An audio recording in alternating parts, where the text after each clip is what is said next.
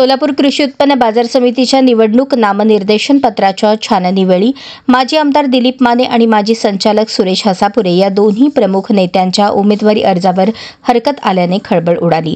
दक्षिण सोलापूर तालुक्यातील लिंबी चिंचोळी येथील सोसायटी संचालक पिरप्पा घंटे यांनी या हरकती घेतल्या आहेत।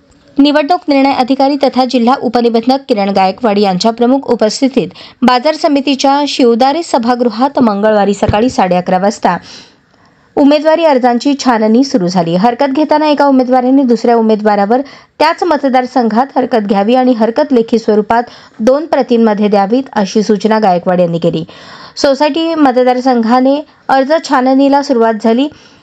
सुरेश हसापुरे यांच्या पहिल्याच उमेदवारी अर्जावर पिरप्पा घंटे यांनी 2 प्रतींमध्ये हरकती घेतली।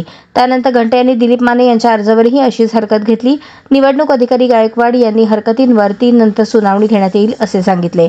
दरम्यान घंटे यांच्याशी संपर्क साधला असता त्यांनी माहिती दिली की हसापुरे आणि माने हे विकास सोसायटीचे थकबाकीदार असून सहकारी संस्था अधिनियम 1960 कलम 73 अन्वये त्यांचा अर्ज नामंजूर करावा अशी मागणी केली।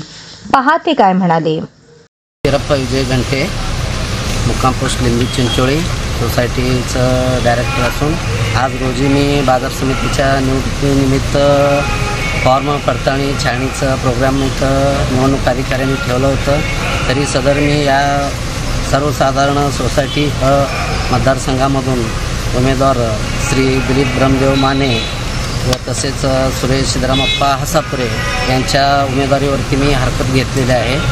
हरकती घ्यायचं कारण म्हणजे महाराष्ट्र सहकारी संस्था अधिनियम 1960 मधील कलम 73 CA ची ही परिभाषा काय सांगते की जर एखादा सदस्य अथवा उमेदवार जर कुठल्याही सोसायटीचा थकबाकीदार असेल अथवा त्याने घेतलेले पीक कर्ज हे भरण्यास कसूर केला असेल तर त्यास सहकारी अधिसंस्था नियम 73 C प्रमाणे कुठल्याही संस्थेच्या निवडणुकीमध्ये सहभाग घेता येत नाही अथवा उमेदवारी घेता येत नाही।